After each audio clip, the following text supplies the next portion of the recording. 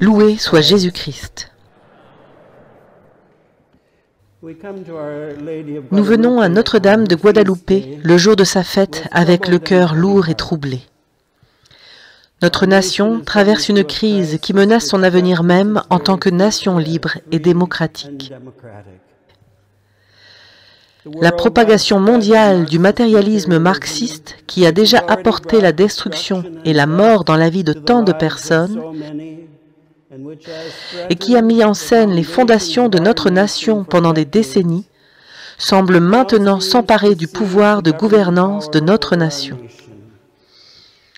Pour obtenir des gains économiques, nous, en tant que nation, nous nous sommes permis de devenir dépendants du Parti communiste chinois, une idéologie totalement opposée aux fondements chrétiens sur lesquels les familles et notre nation restent en sécurité et prospèrent. Je parle des États-Unis d'Amérique, mais il est évident que de nombreuses autres nations sont en proie à une crise similaire des plus alarmantes. Ensuite, il y a le mystérieux virus de Wuhan, dont la nature est la prévention. Les médias nous donnent quotidiennement des informations contradictoires. Ce qui est clair, cependant, c'est qu'il a été utilisé par certaines forces hostiles aux familles et à la liberté des nations pour faire avancer leurs programmes maléfiques. Ces forces nous disent que nous sommes maintenant les sujets de ce qu'on appelle la grande réinitialisation, la nouvelle normalité qui nous est dictée par leur manipulation des citoyens et des nations, par l'ignorance et la peur. Nous sommes maintenant censés trouver dans une maladie et sa prévention la manière de comprendre et de diriger nos vies, plutôt que dans Dieu et dans son plan pour notre salut. La réponse de nombreux évêques et prêtres et de nombreux fidèles a manifesté un manque cruel de catéchèse solide. Tant de personnes dans l'Église semblent ne pas comprendre comment le Christ poursuit son œuvre de salut en temps de peste et d'autres catastrophes.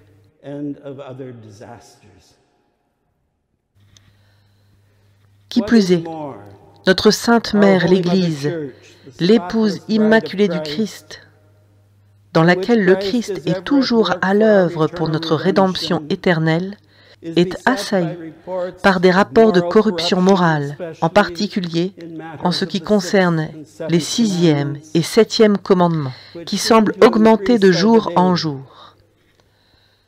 Dans notre pays, les rapports concernant Theodore McCarrick ont, à juste titre, tenté de nombreux catholiques dévoués à remettre en question les bergers qui, conformément au plan du Christ pour l'Église, doivent être leurs guides sûrs en enseignant les vérités de la foi, en les conduisant à rendre un culte approprié à Dieu et à prier pour lui, et en les guidant au moyen de la discipline permanente de l'Église. Trop souvent, les fidèles ne reçoivent rien en réponse, ou une réponse qui n'est pas fondée sur les vérités immuables concernant la foi et la morale. Ils reçoivent des réponses qui semblent provenir non pas des bergers, mais des responsables laïcs. La confusion concernant ce que l'Église nous enseigne et exige vraiment de nous, en accord avec son enseignement, génère des divisions toujours plus grandes au sein du corps du Christ. Tout cela paralyse l'Église dans sa mission de témoignage de la vérité divine et de l'amour divin à un moment où le monde n'a jamais eu autant besoin de l'Église pour être un phare. Dans la rencontre avec le monde, l'Église veut faussement s'accommoder au monde au lieu d'appeler le monde à la conversion dans l'obéissance à la loi divine, écrite sur chaque cœur humain et révélée dans sa plénitude, dans l'incarnation rédemptrice de Dieu, le Fils. Ces graves problèmes constituent bien sûr un défi formidable pour notre vie chrétienne quotidienne. L'impact de la crise dans le monde et dans l'Église est profonde pour nous tous.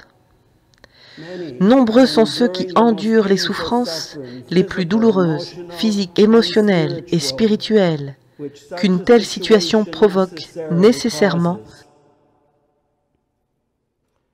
à un moment où nous avons besoin d'être proches des autres dans un amour chrétien. Les forces du monde voudraient nous isoler et nous faire croire que nous sommes seuls et dépendants de forces séculières qui feraient de nous des esclaves de leur programme impie et meurtrier.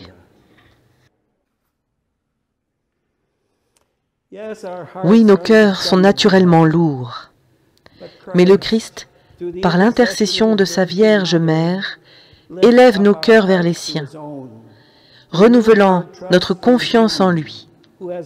Il nous a promis le salut éternel dans l'Église. Il ne sera jamais infidèle à ses promesses. Il ne nous abandonnera jamais. Ne nous laissons pas séduire par les forces du monde et par les faux prophètes. N'abandonnons pas le Christ et cherchons notre salut dans les endroits où il peut être à jamais trouvé.